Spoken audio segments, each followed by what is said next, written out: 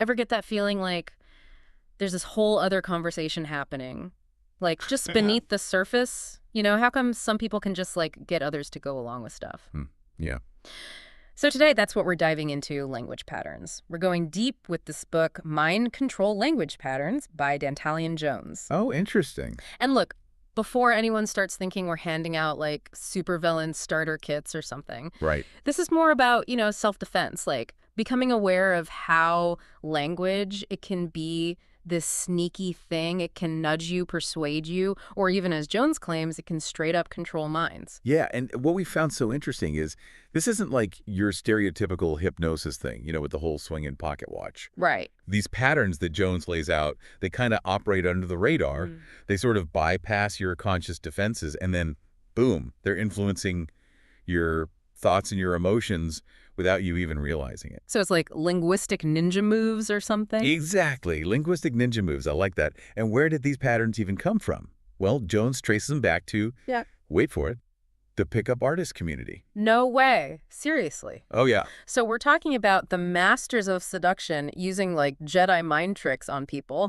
Pretty much. That's hilarious, but also kind of brilliant when you think about it. It makes sense, right? Because they're all about using language to build that rapport and influence. Exactly. Think of it like really early conversational hypnosis, Yeah. But here's the thing.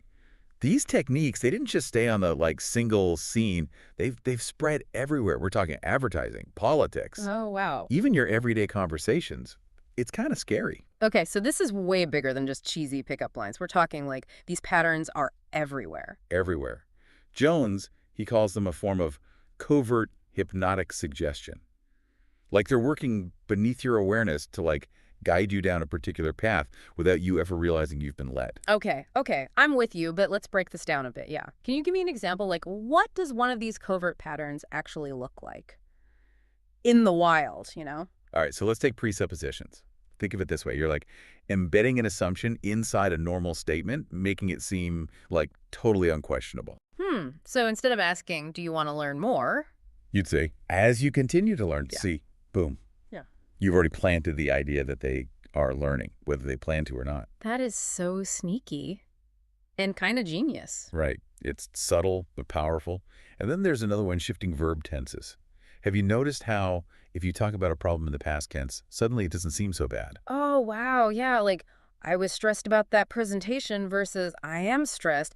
Just saying it like that, it does shift how you see it, even if it's just a little. Exactly. I mean, Yeah. our brains are wired to make stories out of everything, to try and make sense of things, right? Right. And verb tenses, that's like sneaking in and rewriting those stories without anyone even noticing. Sneaky. Okay, so we've got sneaky assumptions, time-bending verbs.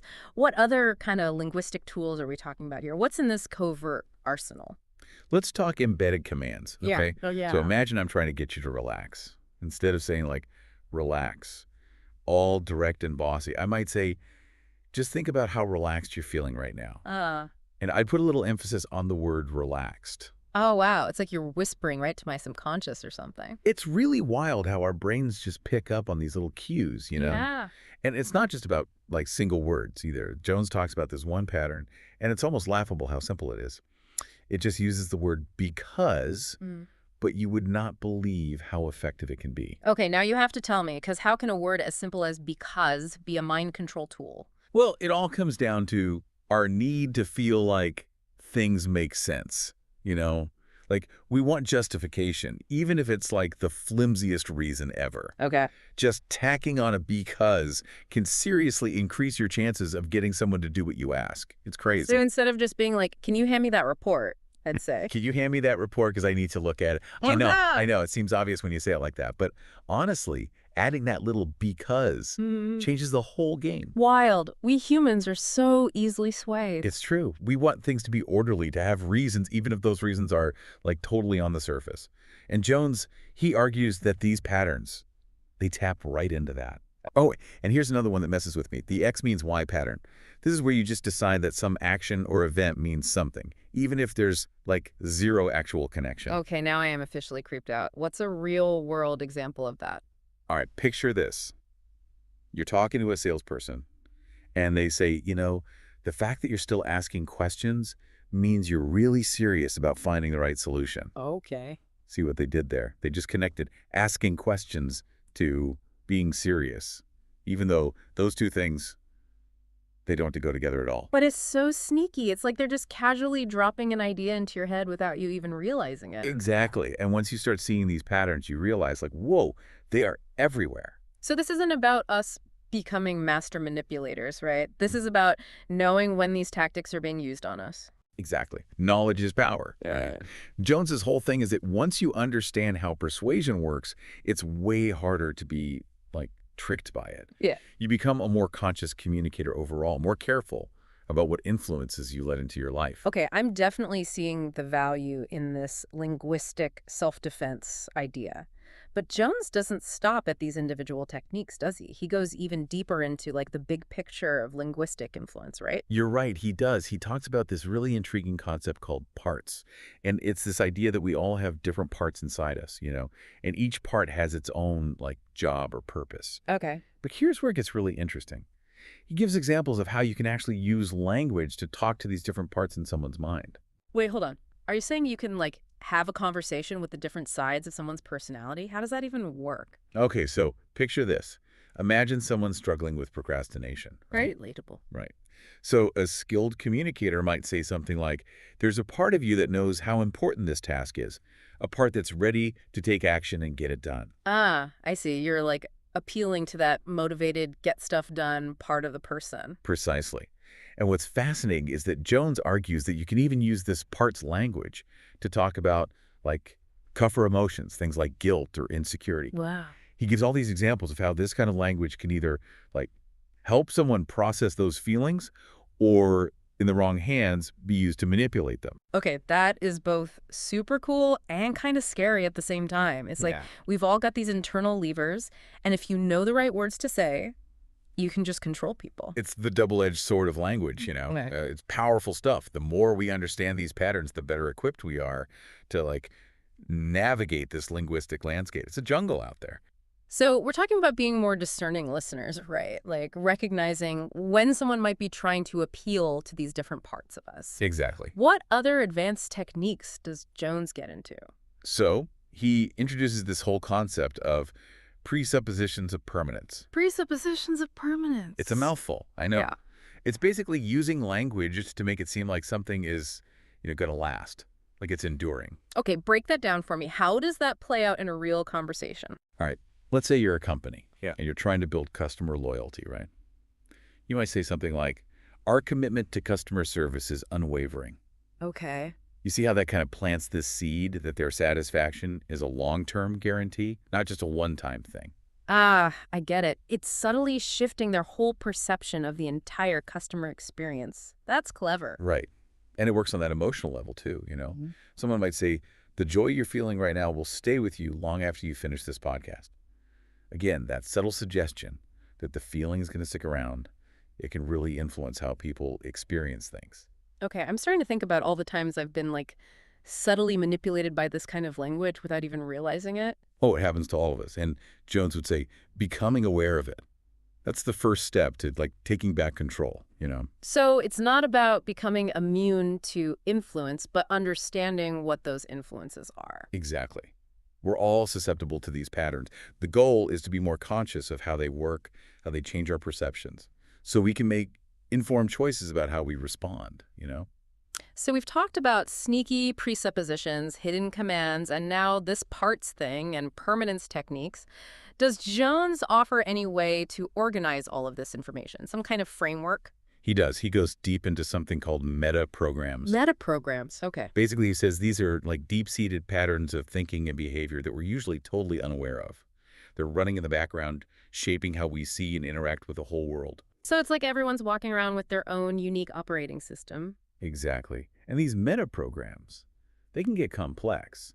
But Jones believes that if you can understand them, you can dramatically improve your ability to communicate and influence people.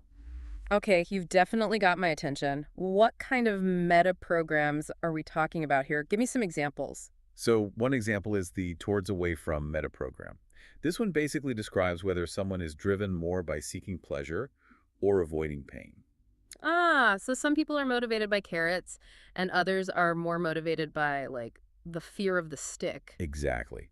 And if you can spot this pattern in someone, You can tailor your whole approach. Let's say someone's motivated by avoiding pain.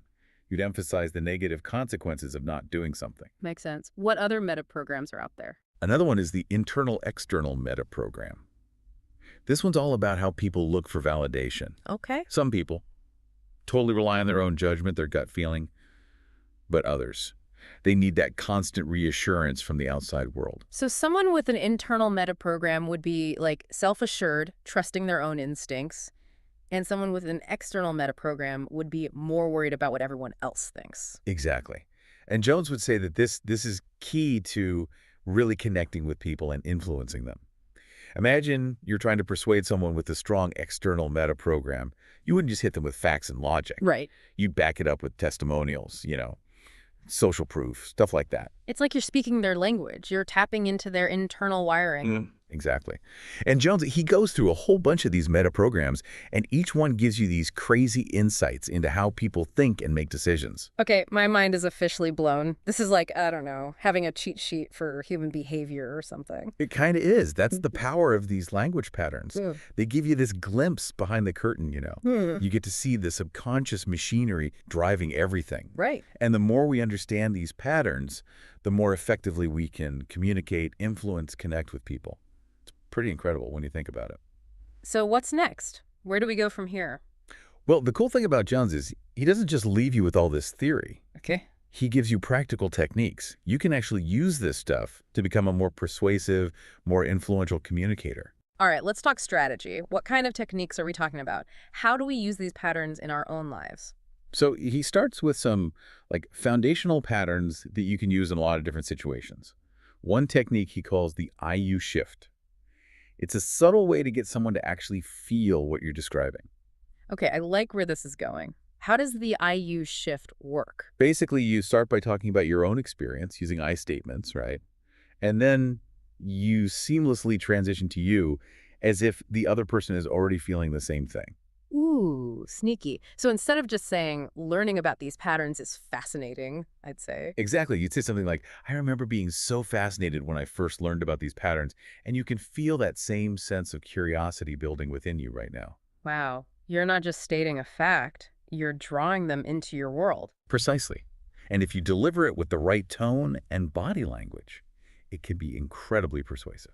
Okay, the IU shift is officially going in my linguistic toolbox. What other persuasion tricks does Jones have up his sleeve? Another good one is called cost and value. It's a way of talking about things where you emphasize the value of something over how much it costs. Ah, it's like that classic credit card commercial. Wedding ring, $1,500. Wedding dress, $2,200. A lifetime of memories. Priceless. Exactly. You're focusing on the intangible stuff, the emotional payoff, not the cold, hard cash. And I bet you could use this technique in some pretty messed up ways too, right? Like downplaying the risks of a bad investment by just focusing on the potential profits. Oh, absolutely. Like any tool, these patterns can be used for good or evil. It all comes down to intention. Right. So it's not just about being more persuasive.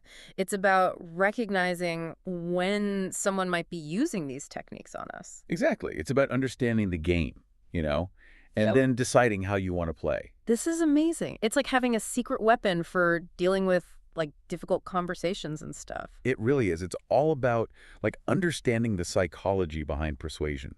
You learn how to get past those initial roadblocks and create a space for genuine connection. Okay, so let's say we've mastered the whole evasive agreement thing. Right. What other objection handling techniques does Jones give us? He talked about this pattern called, and this one's a little out there, any intelligent person would. Okay, that one does sound a little intense. It can be. Basically, it's about appealing to someone's sense of, intelligence, common sense. Yeah.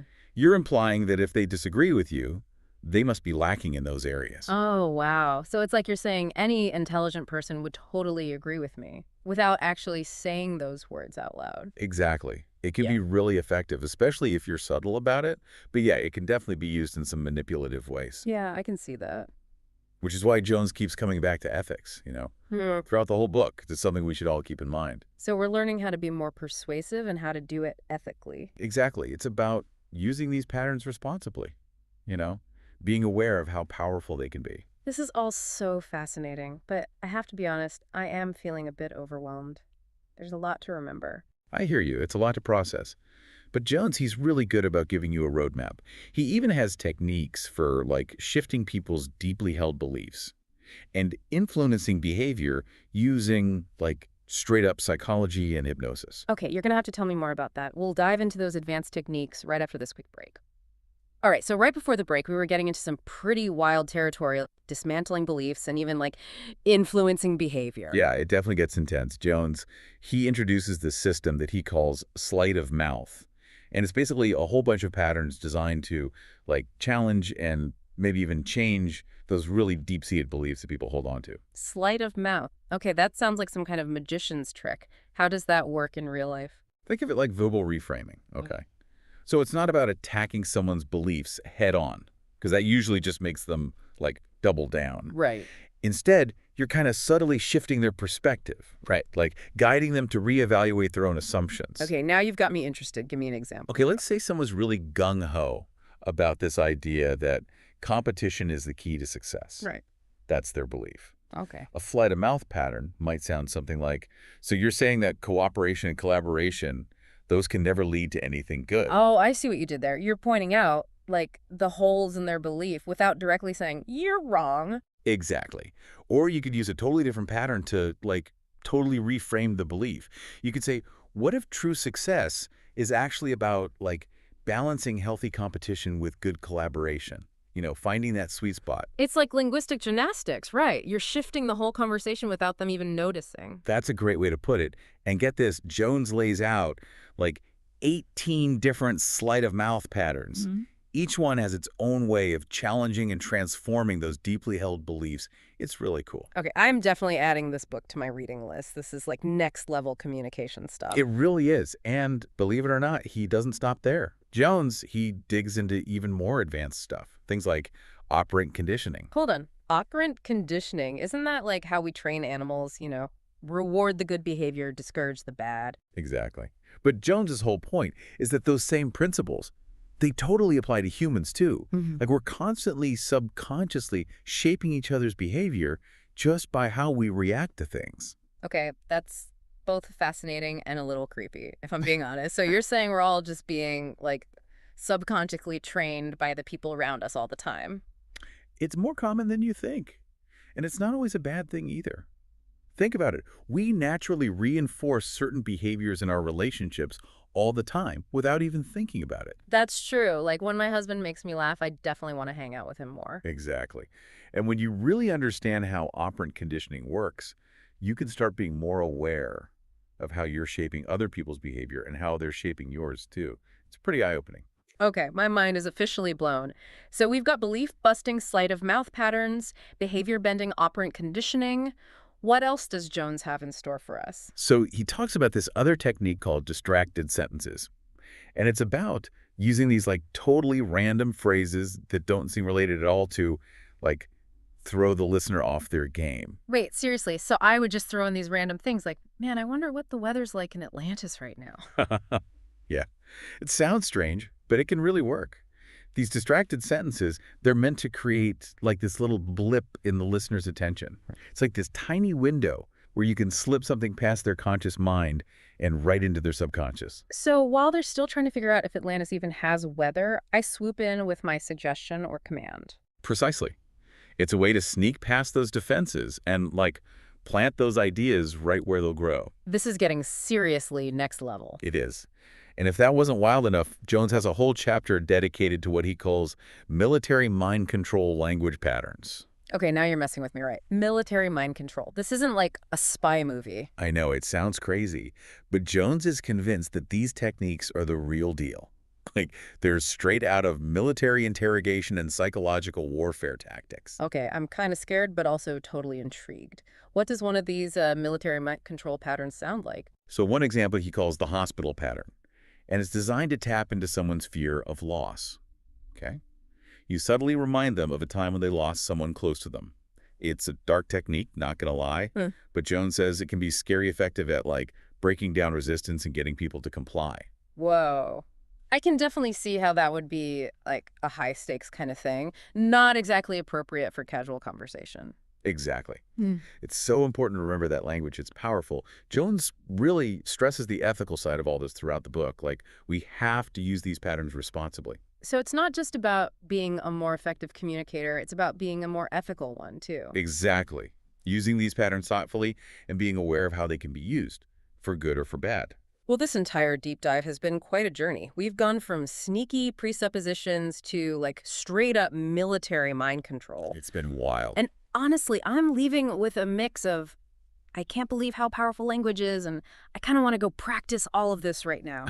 I get it. It's pretty empowering stuff. So, what's the biggest takeaway here? What should our listeners walk away with after this deep dive? Pay attention to the language around you.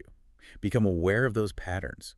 Notice when these techniques are being used both on you and by you. And most importantly, use your words to make the world a better place. Well said. And on that note, we'll wrap up our deep dive into the fascinating and sometimes kind of scary world of language patterns. Until next time, everyone, stay curious.